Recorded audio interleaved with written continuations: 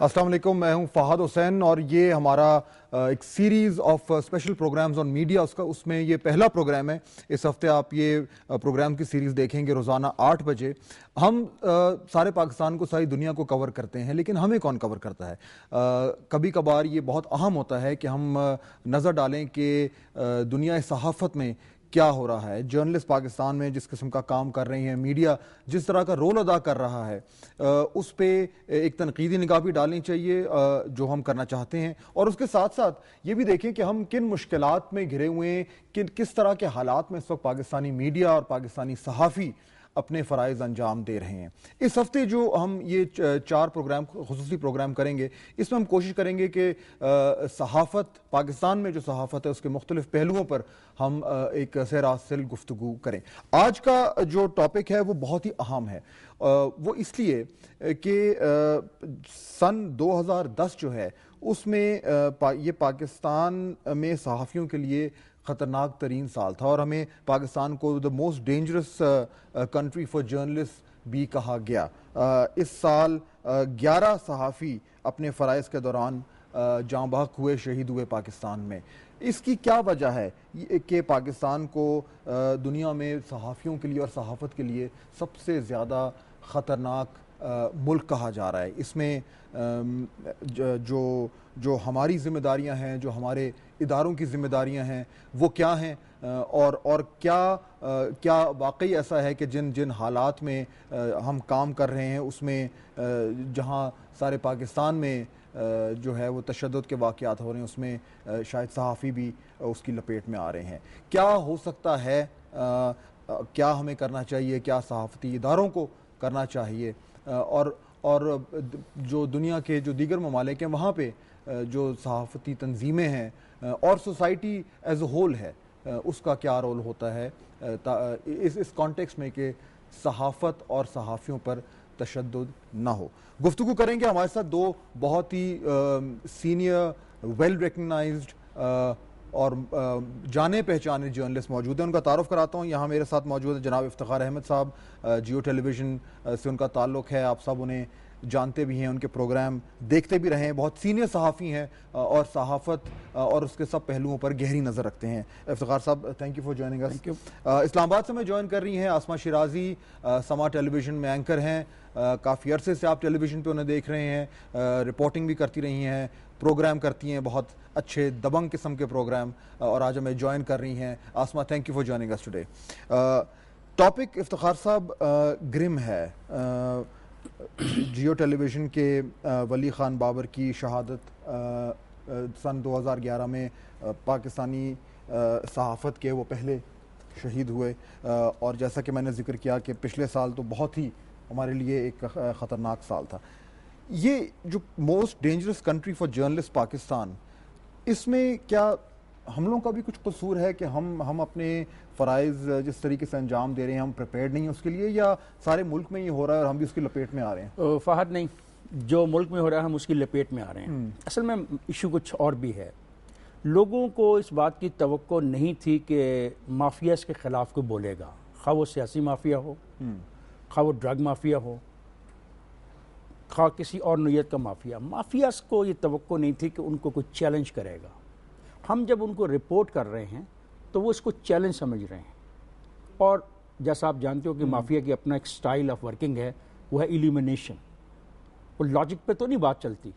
تو سوسائٹی میں میڈیا، جو آج کا میڈیا جس کو آپ اور میں ریپرزینٹ کرتے ہیں، اس نے بہت بنیادی تبدیلیاں پیدا کی ہیں۔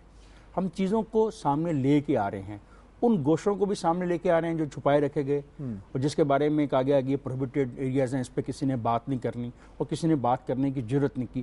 ون آف دی ریزن یہ ہے، اگر آپ سوات میں ہمارے دوست کا قتل دیکھ لیں اور اگر کراچی میں اپنا ولی کا قتل دیکھ لیں تو وہاں بھی وہ ایک تشدد پسند جو کاروائیاں ہو رہی تھیں ان کو رپورٹ کر رہے تھے، اور یہاں پہ ولی نے اس دن ایک کوریج کی تھی، مافیا پر کوئی چھاپا پڑا تھا، اس کو وہ رپورٹ کر رہا تھا۔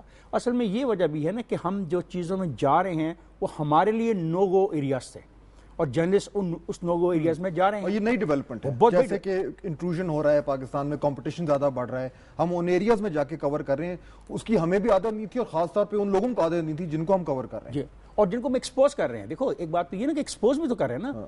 جب بھی آپ ایکسپوز کسی کو کریں گے تو وہ جبلتاً اپنے ڈیفنس میں جنگ لڑتا ہے, پھر وہ یہ نہیں دیکھتا کہ آپ ہو یا میں ہوں, وہ آپ کو ایلیمنیٹ کرنا چاہتا ہے. یہ ہے رویہ, جس رویے کی آپ بات کر رہے ہیں. اسی رویے میں ہم کو کام کرنا پڑے گا. اچھا, کیا ہم پیچھے ہٹ جائیں؟ ہم کیا طریقہ کار اختیار کریں؟ کچھ لوگوں کا خیال ہے کہ ہم سب کو جانا چاہیے جب ایسی رپورٹنگ کے لیے, تو ہم نے خاص قسم کی بلٹ پروف جیکٹس پہننی چاہیے. کتنی جگہ آپ بلٹ پروف جیکٹس پہن لیں گے جب سوسائٹی کا رویہ ہی آپ کے خلاف ہے؟ سوسائٹی میں لوگ چاہتے ہی نہیں کہ ان کو ایکسپوز کیا جائے. یہ تو لوگ, ہم کہتے تھے نا فلانے نے بلٹ ماری. سیاستدانوں کا بس چلے تو روز وہ ہمیں گولیاں مار رہے ہیں, اور یہی حال ہے اگر بیوروکریٹ کا بس چلے تو وہ ہمیں معاف نہ کریں. اگر فوجی جس طریقے سے ہم ان کے بارے میں بات کر رہے ہیں, ان کے ڈیفنس بجٹ کے بارے میں بات کر رہے ہیں, یہ ہے وہ نو گو ایریاز کیونکہ ان کو ہم چیلنج کر رہے ہیں جہاں ہم جا رہے ہیں. اچھا آسما, یہ جو افتخار صاحب بات کر رہے تھے, اس میں تھوڑا سا اگر میں تھوڑا سا مزید اسپیسیفک ہوں, کہ ایک انہوں نے ذکر کیا کہ جی ہم بلٹ پروف جیکٹس پہن لیں, ہم ہیلمٹس پہن لیں, جو کہ بہت ضروری ہے. کانفلکٹ رپورٹنگ پاکستان میں بہت زیادہ ہو رہی ہے, جتنا زیادہ کانفلکٹ پاکستان میں شاید ہی کسی دنیا میں ہو, دنیا کی کسی اور ملک میں ہو, ہم لوگ اس کو کور کر رہے ہیں. وہ ایک الگ حصہ ہے. لیکن یہ جو ہم اوور آل معاشرے کی بات کر رہے ہیں, جہاں پہ اس طرح کے حالات ہیں, ہم ان لوگوں کو, ان فورسز کو چیلنج کر رہے ہیں جن کو عادت نہیں ہے کہ ان کو چیلنج کیا جائے. تو یہ دو سیپریٹ تھریٹس ہیں, ایک کانفلکٹ میں فرنٹ لائنز پہ جا کے رپورٹ کرنا, اور ایک اپنے شہروں میں, قصبوں میں رپورٹ کرنا اور خطرے کو انوائٹ کرنا. To separate things. آسما بالکل آپ صحیح کہہ رہے ہیں فہد صاحب. اس وقت جو صورتحال دیکھتے ہیں کہ ایک تو ہم ظاہر ہے کہ اس معاشرے کا حصہ ہیں. کراچی جیسے شہر کے اندر جب ٹارگٹ کلنگ ہوتی ہے تو وہ گولی, اندھی گولی یہ نہیں دیکھتی کہ یہ صحافی ہے یا عام شہری ہے, یہ سڑک پہ سویا ہوا آدمی ہے یا پجیروں میں بیٹھا ہوا ایک بڑا شخص ہے. وہ یہ نہیں دیکھتی اس کا رنگ, نسل, زبان کیا ہے. مگر اس سے قطع نظر جب ہم اسپیسیفکلی صحافیوں کے اوپر بات کرتے ہیں, پہلا شہید اس سال کا, پھر 11 پچھلے سال میں, پھر اس سے پہلے لمبی لسٹ ہے, 47 اب تک مارے جا چکے ہیں. آپ ایک ایک کیس کو اٹھا کے دیکھیے کہ کہاں کہاں ریٹ کو کیسے کیسے چیلنج کیا ہے. حیات اللہ خان قتل ہوا, فائنڈنگ کمیشنز اور کمیٹیز بنا دی گئیں. مجھے بتائیے, اتنا احتجاج پارلیمنٹ میں اس وقت ہم بھی تھے کیا, کوئی رپورٹ سامنے نہیں آئی. ولی خان بابر قتل ہو گیا, شہید ہو گیا, اس کے لیے ایک کمیٹی بنا دی گئی ہے, کبھی رپورٹ نہیں آئے گی. میں اس پہ اس لیے کہہ رہی ہوں کہ عام انسانوں, یہ بھول جائیے کہ جو باقی عام لوگ مرتے ہیں وہ بھی, ان کی بھی بننی چاہیے. مگر یہاں تو ہم خود ہیں نا, ہم تو کسی پارٹی کا حصہ نہیں ہیں, ہم تو اکراس دی بورڈ یعنی پوری سوسائٹی کو ریپرزینٹ کرتے ہوئے رپورٹنگ کر رہے ہیں. ہماری کوئی محبت نفرت کسی کے ساتھ نہیں ہوتی جب ہم فیلڈ کے اندر ہوتے ہیں. دوسری بات جو بڑی امپورٹنٹ ہے وہ یہ ہے کہ آپ نے گورنمنٹ کو ریٹ اس کی چیلنج کیسے کرنی ہے بحیثیت ایک ادارے کے میڈیا کے طور پہ. اور میڈیا ولی خان بابر شہید کے قتل کو اٹھا رہا ہے, بالکل بہت اچھی بات ہے, اس کو اٹھانا چاہیے, لیکن کتنے دن اٹھائے گا؟ 4 دن, 5 دن, 10 دن, 40ویں تک. اس کے بعد ہم سب بھول جائیں گے, اس کے بعد خدا نخواستہ ایک اور ولی خان بابر مار دیا جائے گا, اس کے بعد پھر ہم دیکھیں گے کہ کیا ہونا ہے. مسئلہ یہ ہے کہ کیا ہمارے ایڈیٹرز, ہمارے جو مینجمنٹ کے لوگ ہوتے ہیں, ہمیں کوریج پہ جانے سے پہلے یا جب ہم رپورٹ کر رہے ہوتے ہیں اس کی سینسٹیویٹی کے مطابق ہمیں انسٹرکشنز دیتے ہیں؟ کیا ہماری کیپیسٹی بلڈنگ ہوتی ہے؟ سبق ہم نے کیا اخذ کیا؟ یہ جو آپ بات کر رہی ہیں نا کہ ہم 2-4 دن کریں گے, سبق کیا اخذ کیا ہم نے؟ اس سے سبق ہم نے یہ حاصل کیا ہے کہ ہمیں اپنی جان پہلے بچانی ہے. اگر ہم پشتون ہیں تو ہمیں ANP صرف کور نہیں کرنی.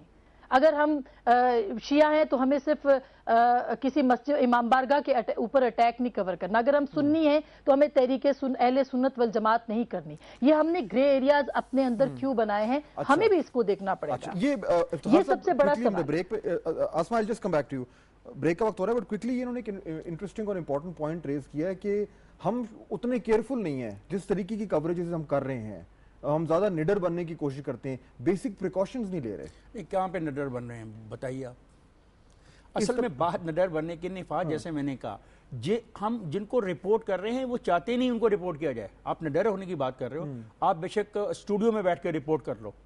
جب آپ فیکٹس کو رپورٹ کرو گے, جب آپ حقائق کو سامنے لے کے آؤ گے, کسی نہ کسی پر زد آپ ڈال رہے ہوگے, کسی نہ کسی کی اتھارٹی کو آپ چیلنج کر رہے ہوگے. ہمارا یہ پرابلم بن چکا ہے کہ ہم لوگ تیار ہی نہیں ہیں. یہ جاننے کے لیے اپنی غلطی کوتاہی اور خامی کو تسلیم نہیں کرنا چاہتے. جس وقت میں کسی کی خامی اور کوتاہی کو ہائی لائٹ کرتا ہوں، دیکھیں نا میں کیا رپورٹ کرتا ہوں، میں ایک واقعے کو رپورٹ کرتا ہوں، ایک انسیڈنٹ کو رپورٹ کرتا ہوں، خواہ وہ کسی بھی مذہب سے تعلق رکھنے والے کو ہو، کیسی زبان بولنے والے کو ہو، کسی طبقے کو ہو. میں تو ایک فیکچوئل پوزیشن دے رہا ہوتا ہوں نا، لیکن اس فیکچوئل پوزیشن میں کچھ لوگ اس کو درست تسلیم نہیں کرتے اور کچھ اس کو درست تسلیم کرتے ہیں. تو یہاں پہ تو صاف ظاہر ہے کہ آپ کسی کے انٹرسٹ کے خلاف رپورٹ کر رہے ہیں. عدم برداشت ہے اور اس کا نتیجہ میں ہو رہا ہے. بہت زیادہ. بریک کا وقت ہو رہا ہے، بریک یہاں پہ لیں گے، واپس آئیں گے تو ابھی جو ہمارا موضوع ہے اس میں اور بہت سارے پہلو ہیں، ان پہ ہم نے گفتگو کرنی ہے اور یہ بھی جاننے کی کوشش کریں گے کہ ان حالات میں اب میڈیا انڈسٹری کو، جرنلسٹ کو کیا کرنے کی ضرورت ہے، کیونکہ یہ حالات جو ہیں جن کا ہمیں سامنا ہے یہ اوور نائٹ تو تبدیل نہیں ہونے والے. سب کچھ بریک کے بعد.